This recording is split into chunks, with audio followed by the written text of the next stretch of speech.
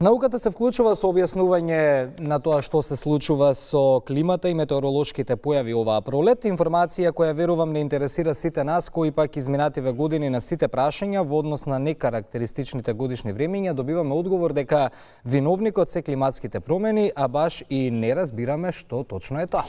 Што носи оваа пролет и пред какви метеоролошки и хидролошки предизвици е исправена Македонија оваа 2025? Одговор бараме од нашите соговорници. Велиме добро утро за двајца професори, професорот Владо Спиридонов, професор по метеорологија на Институтот за физика на ПМФ. Добро утро, професоре. Добро утро. И професор Ивица Милевски, професор на Институтот за географија при ПМФ. Добре ни дојдовте. Ајде да започнеме со она што практично го живееме изминативе неколку недели, врнежи кои што ни престануваат, а слушнавме предмолки од колешката Наташа, ке имаме снег пак од понеделник. Дали овој тринеделен врнежлив циклус е најава за нешто поголемо? Повелете како сакате. Повелете вие. Ајде, професор. Добро, да, значи точно така Македонија се наоѓа во една врнежлива фаза и тоа трае веќе повеќе од 3 недели. Сето тоа е резултат на одредени хемисферски состојби. Тоа се циркулации, тоа се осцилации на температурата. Сега да не оптеретуваме емисијата, меѓутоа тука имаме и еден феномен кој што се нарекува нагло стратосферско загревање. Тоа на некој начин го нарушува овој поларен вртлок на северниот пол и при тоа нарушување нагло се загрева стратосферата, меѓутоа се спушта ладен воздух во да речеме во овој умерен појас во југоисточна Европа. И Македонија е често по такво влијание на понизок, намален воздушен притисок, на атмосферски системи кои што носат циркулации циклонски, кои што носат влага од Медитеранот, Јонско море и Егејско море. И затоа имавме доста влажни процеси во атмосферата. Дополнително само да кажам, на оваа ситуација, значи нешто глобално, меѓутоа сепак има и локално влијание. Тоа е фазата Ла Ниња, на она осцилација што е во јужниот дел на Пацификот, понатаму негативна фаза на северноатлантската осцилација и негативна фаза на арктичката осцилација. Тоа сето влие вака да имаме, да се постават сите оние циркулацијски системи, да имаме вакви влажни процеси во Македонија. Сето тоа сакам уште да додам дека е добро за земјоделието, добро е за стопанството, за водостопанството, овие води се навистина, меѓутоа треба да се контролира во односот пак каде што имаме поголеми протоци водостои на теченијата. Бидејќи се што е претерано не поминува и без последици, какви последици може да се очекуваат и кои се критичните точки? Јас од аспект на така наречени геонепогоди и хидролошки непогоди, да кажам дека првин она што е интересно што навистина имавме релативно сушна зима и релативно сушна есен. Во климатологија има еден интересен принцип, да кажеме, на генерална рамнотежа, посебно кога се врнежите во прашање. Така да она што било сушно, можеби делумно лето, посебно есен и зима, се надополнува сега на некој начин со вака релативно врнежлива пролет. До некоја граница, како што кажа и професорот, навистина е и корисно и за земјоделието, но и онај што бевме претходно соочени со аерозагадување, прочистување на воздухот и така натаму, но веќе приметуваме така наречени тие акумулирани врнежи веќе на некои места надминува 200 мм за овие некои си 2 до 3 недели, така да веќе земјишето е натопено и претопено на некои места и таа вишок на вода што се вели отекува преку разните така наречени дренажни канали и така натаму. Сега поента е што како што видовме и со состојбата со Маркова река, значи антропогеното влијание секогаш велиме за заполнети дренажни канали, заполнети речни корита и така натаму, така да не секогаш чисто врнежите се причина или не знам самиот речен тек, туку за жал најчесто исфрлање на ѓубре или шут на несоодветни места, намалување на протекот на местото каде што треба реката слободно да тече, исто така на некои подречја кај што се мостовите и така натаму, значи се нанесуваат не само отпад, него реката може и со гранки, со едно друго да направи еден вид природна брана, така да тоа сето предизвикува понатаму поплави, но и она што е многу карактеристично, ние во овој период, како што се предвидува, еве тука професорот во однос на врнежите, значи можно е да додеме во состојба да имаме доста и други неповолни состојби во смисла на зачестени појави на одрони на патиштата, зачестени слечишта, исто така веќе ме појавата на засилена ерозија во некои подрачја, така да тоа го очекуваме во наредниот период. Не случајно ве прашавме за ризиците, бидејќи за жал се уште не е свежа меморијата од она 2016 и случувањата во Стајковци. Тоа не беше само поплава и ерозија на земјиште кои што направија материјална штета, однесоа голем број на човечки жртви и веројатно тоа е лекција која што треба да ја научиме за да не се повтори. Токму затоа велиме дека тоа требаше да биде поука, да бидат сите овие канали, одводни канали, дренажни канали, добро исчистени, речните корита, добро исто така исчистени, средени, за да нема толкав проблем со појава на поплави на места каде што имаме на некој начин зачепување на тие канали, на речни корита и така натаму. Така да делумно беше извршено тоа чистење, но понатаму повторно луѓето навикнати на она што беа навикнати, значи повторно вршат заполнување, не очекувајќи дека еден момент може тоа пред се и на нив самите да им се одрази многу неповолно. За жал, неодговорноста на поединци ја плаќа целата околина, таму каде што се случуваат овие поплави, кога зборуваме за штетата што човекот може да ја нанесе. Технологијата се развива, дали тоа се однесува и на алатките за метеопрогноза во однос на долгорочна прогноза, до каде стоиме со овие работи? Да. Значи, науката не случајно е вклучена и преку овој наш, да речам, осврт што го дадовме, бидејќи свесни дека може да има такви негативни влијанија, значи ПМФ се вклучи активно во целиот овој, да речеме, процес и наговестуваше уште однапред, 10 дена однапред наговестувавме ние дека навистина ќе се случуваат и се случи одредени излевања на реките. Што е ова што го гледаме, професоре? Веќе она што го гледаме, да, ова е најсовремените, да речеме, центри, еден од нив е Европскиот центар за среднорочна прогноза, значи дава не само неделни временски информации, туку и проширени временски прогнози, туку и сезонски, одредени сезонски одлики на времето, ние ги нарекуваме сезонски изгледи. Така ова што го гледаме сега е она заладување што предстои во недела, кога ладен воздух, еве се убаво се гледа, на висина оваа карта, представува висинска карта, како се спушта преку Централна Европа во Југоисточна Европа, така да веќе ќе треба се очекува и таа осцилација, значи со ладен воздух на планините ќе има снег и така натаму.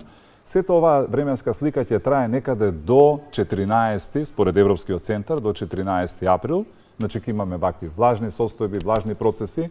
Некаде после 10 од оваа симулација со помошта на најсовремен хидролошки модел, гледаме дека во долното течение на реката Вардар постепено ќе се намалува протокот, така да ќе бидеме малку по, како би рекол, опуштени, и не доволно опуштени, меѓутоа поопуштени во односот на она се што значи зголемен водослед како резултат на овие континуирани врнежи, меѓутоа кои што не се рамномерно распределени. Меѓутоа пак велам, ние како наука, институциите, секоја чест за сите институции што се сите административни, сите компетентни институции, вклучувајќи ги, значи од УХМР до кризниот штаб на владата, до Агенција Дирекција за заштита и спасување, кризниот штаб на владата, ЦУК, Центарот за управување со кризи и така натака. Сето тоа е во ред со сите тие протоколи, меѓутоа ние мора да идеме напред, ние мора да усовршуваме со нови идеи, нови методи, за да и помогнеме, значи, на нашата земја, која што навистина во иднина се повеќе ќе се соочува со вакви влијанија кои што ќе бидат, можеби ќе бидат и многу по катастрофални. Природата ќе биде немилосрдна затоа што климатскиот систем наш е пореметен на одреден начин, затоа што планетата наша е загрејана и се повеќе ќе имаме вакви деструктивни влијанија. Затоа треба да бидеме подготвени. И неколку пати сме зборувале на оваа тема и знаеме дека веќе нема назад.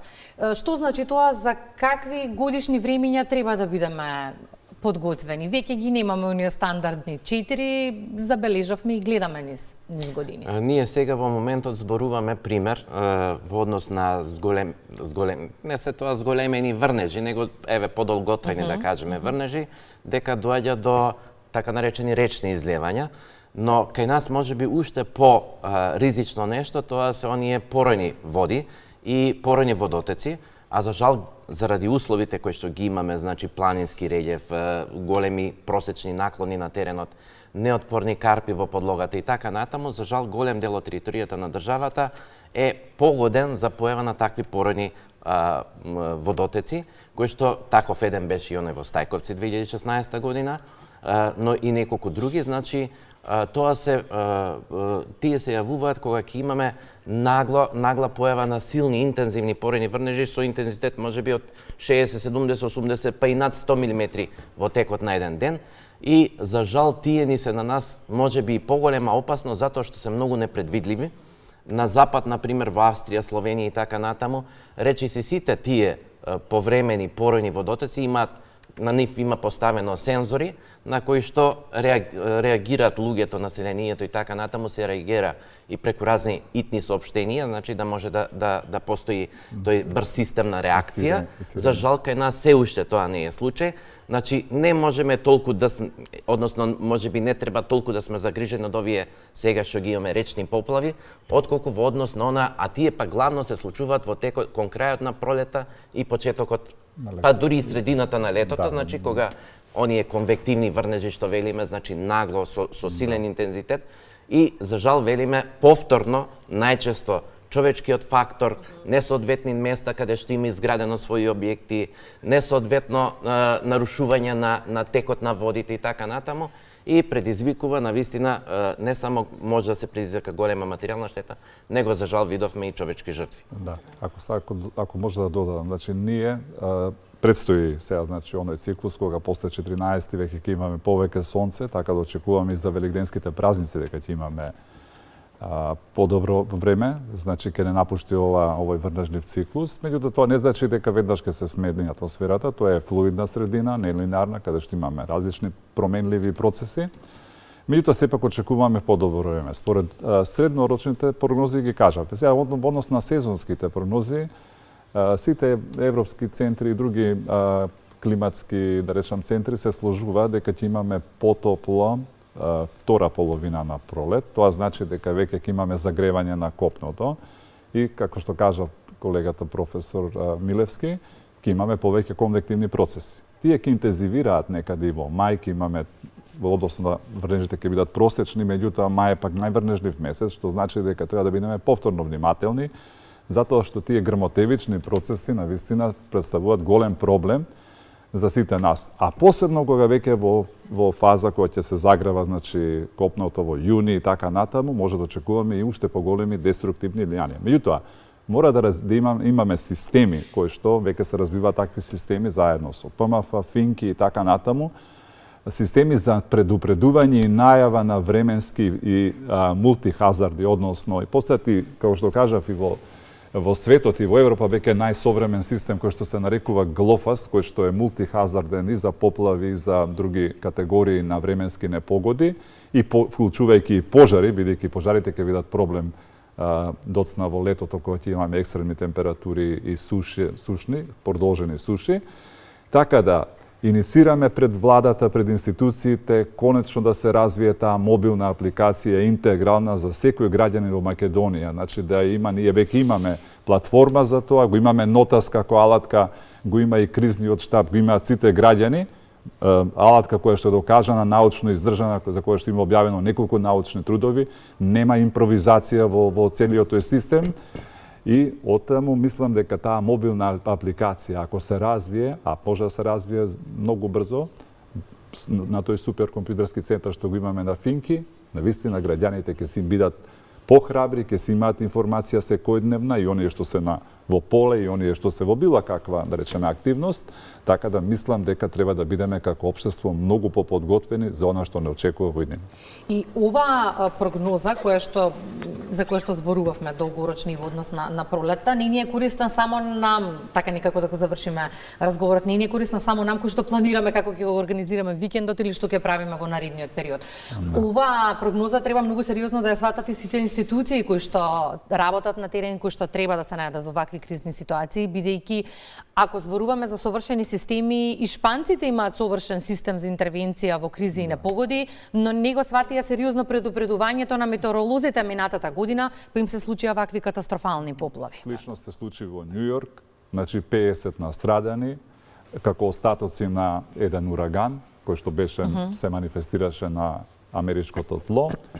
Меѓутоа, во центар на Њу Јорк, суперкелиска бура, системи такви, да речеме, подесени атмосферски, кои што дадоа екстремни врнежи, повеќе од 8 до 10 инчи, и едноставно не може да се справат и градоначалникот на градот Њу Јорк апелираше дека не биле соодветни најавите од Националниот центар за океанска атмосферска администрација, а они располагаат со суперкомпјутерски центри, со модели, со најсовремени алатки.